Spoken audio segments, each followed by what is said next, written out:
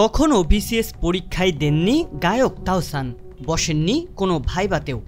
তাহসানের মায়ের ড্রাইভার আবেদ আলীর সহায়তায় ফাঁস হওয়া প্রশ্ন পেয়েছিলেন এমন তথ্য সম্পূর্ণ গুজব ও মিথ্যা।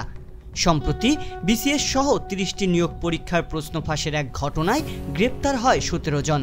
গ্রেপ্তারকৃতদের মধ্যে ছিলেন বাংলাদেশ কর্ম কমিশনের ৩ কর্মকর্তা ও পিএসসির সাবেক গাড়ি চালক আবেদ আলী। তাদেরকে গ্রেপ্তার ও জিজ্ঞাসাবাদের পর কারাগারে পাঠানো হয়েছে। সামাজিক যোগাযোগ মাধ্যমে প্রবেশ করলেই খুব সহজেই পাওয়া যাচ্ছে এসব তথ্য। তবে এসব তথ্যের মাঝে হঠাৎ করেই গায়ক তাহসান ও তার মায়ের পিএসসির চেয়ারম্যান পদে থাকার প্রসঙ্গের একটি খবর মুহূর্তেই ভাইরাল হয় সামাজিক যোগাযোগ মাধ্যমে। অনেকে দাবি করতে থাকেন তাহসানের মা একসময় পিএসসির চেয়ারম্যান ছিলেন, যেখানে তার গাড়ি চালক ছিলেন আবেদ আলী, এবং তাহসান সে সময়ে বিসিএস পরীক্ষায় ভাইবাতে বাদ পড়েন। এই ঘটনার সত্যতা নিয়ে সম্প্রতি একটি গণমাধ্যমের সাথে কথা বলার সময় তাহসান জানিয়েছেন তিনি কখনোই বিসিএস পরীক্ষা দেননি, তার বিসিএস দেওয়ার প্রয়োজন পড়েনি। তাই ২৪তম বিসিএসে পররাষ্ট্র ক্যাডারে প্রথম হওয়ার প্রশ্নই আসে না।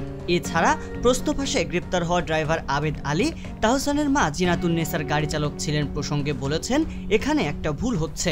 এই ড্রাইভার অফিসের অন্য ড্রাইভারদের মতোই একজন, তিনি আমার মায়ের ড্রাইভার নন। পুরো বিষয়টিকেই ভুয়া বলে দাবি করেন তাহসান। যদিও এই ঘটনার সত্যতা যাচাই করেছে ফ্যাক্ট চেকিং সংস্থা রিউমার স্ক্যানার। তারা জানিয়েছে ২৪তম বিসিএস এর ভাইবায় তাহসানের বাদ পড়ার বিষয়টি সত্য নয়। মূলত ২০০৩ সালের ২৮ ফেব্রুয়ারি ২৪তম বিসিএস এর প্রিলিমিনারি পরীক্ষা অনুষ্ঠিত হয়। তবে প্রশ্ন ফাঁসের অভিযোগে ৩ মার্চ পরীক্ষাটি বাতিল করে পিএসসি। পরবর্তীতে পুনরায় ২৪তম বিসিএস এর প্রিলিমিনারি পরীক্ষা অনুষ্ঠিত হয় এবং লিখিত পরীক্ষা ও ভাইবার মাধ্যমে নিয়োগ কার্যক্রম শেষ হয়। অর্থাৎ যে বিসিএস এ তাহসান পররাষ্ট্র ক্যাডার হয়েছেন বলে দাবি করা হচ্ছে, সেটি প্রিলিমিনারি পরীক্ষার পরই বাতিল হয়। তাই তাহসানের সুপারিশ পাওয়ার কোনো সুযোগ ছিল না।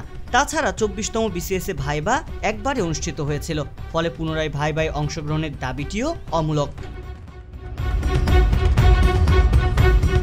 প্রায় প্রতিদিনই সামাজিক যোগাযোগ মাধ্যমে বিভিন্ন মিথ্যা ও ভ্রান্তিকর তথ্য খবর প্রকাশিত হয়। সেগুলোর সত্যতা যাচাই করার আগেই আমরা বিশ্বাস করে নেই ঘটনাকে। এরপর সেই মূর্খতার ফলাফল যখন আশেপাশে ছড়িয়ে পড়ে, তখন তা অনেকাংশেই হতে পারে ধ্বংসাত্মক।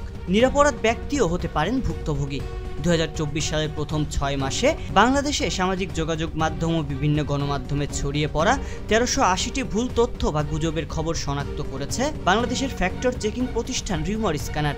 গত বছরের তুলনায় এবছরে গুজব খবরের সংখ্যা ৬১% বেশি। সংবাদ, ফিচার ও অনুষ্ঠানের জন্য ভিজিট করুন সংবাদ প্রকাশের ওয়েবসাইট এবং যুক্ত থাকুন ফেসবুক পেজ ও ইউটিউব চ্যানেলের সঙ্গে।